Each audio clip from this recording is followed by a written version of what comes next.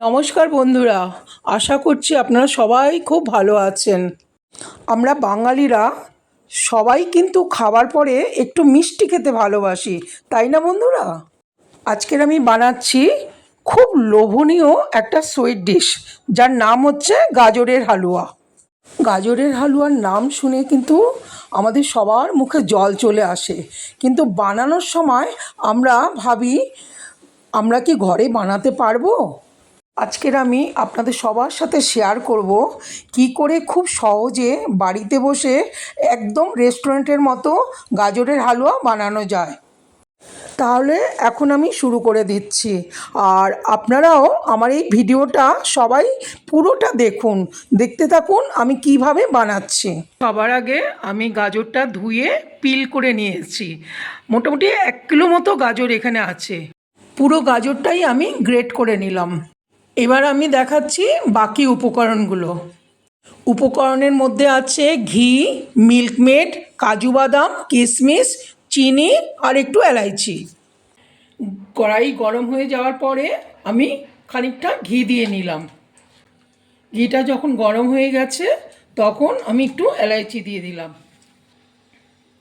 এবার গাজরটা যতখানি ছিল গ্রেট করা সব গাজরটা দিয়ে দিচ্ছি।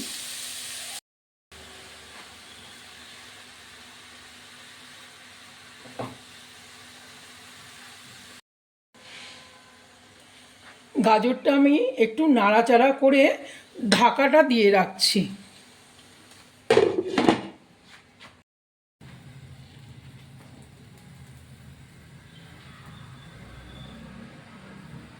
আমি ঢাকা দিয়ে 7-8 মিনিটের মতো রেখেছিলাম। গাজরটা এখন একদম ফ্রাই হয়ে গেছে।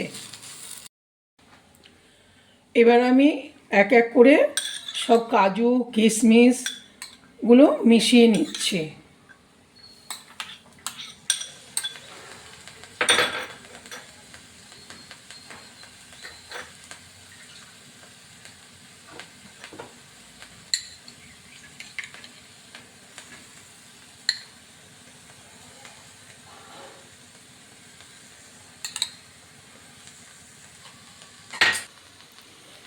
কিশমিশ আর কাজুটা আমি ঠিক মতন মিশিয়ে দিলাম। এবার আমি চিনিটা মিশিয়ে দিলাম, আর চিনিটা আপনারা আপনাদের নিজেদের স্বাদ অনুযায়ী দেবেন, কেমন?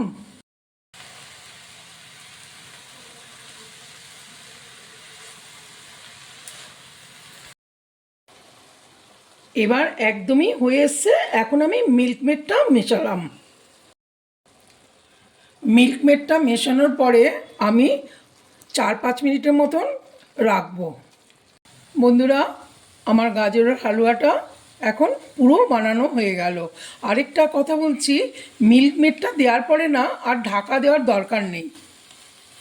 আচ্ছা, আপনারা সবাই দেখেছেন তো কত অল্প সময়ের মধ্যে এই গাজরের হালুয়া তৈরি করা যায়।